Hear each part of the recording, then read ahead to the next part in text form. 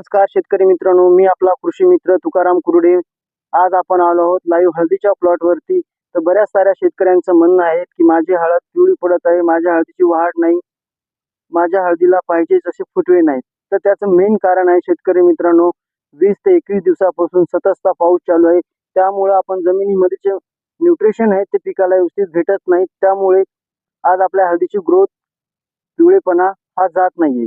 तर त्यासाठी आपण सुरुवातीला मी लाईव्ह हळदीच्या प्लॉटवरती आहे. तर हे आपण बघू शकता शेतकरी मित्रांनो, हे संपूर्ण जे रूट आपल्याला दिसतात ते संपूर्ण काळे झालेले आहे. त्यामुळं काय होते, जमिनीमध्ये तुम्ही काहीही सोडा पिकाला, ते पिकाला लागू होत नाही. जर पिकाला लागू नाही झालं तर आपली हळद हिरवी होणार नाही, हळदीची वाढ होणार नाही, हळदीला फुटवे येणार नाही. तर जे काही आपल्या मेन पिकामध्ये जो रोग आहे, तो रोग पहिले आपल्याला नष्ट करावा लागेल. जे प्रॉब्लेम आपल्याला क्लिअर करावा लागेल.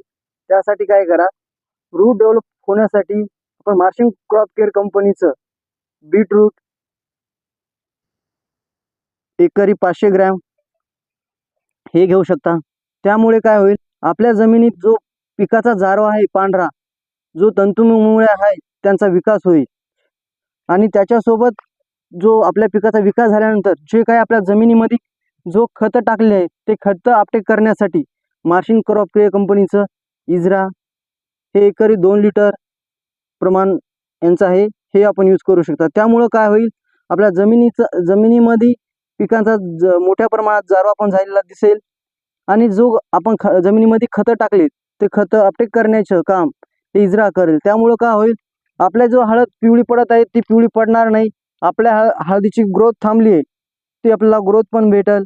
आणि जो फुटव्याचं प्रमाण आपल्याला कमी आहे ते फुटव्याचं पण प्रमाण वाढेल.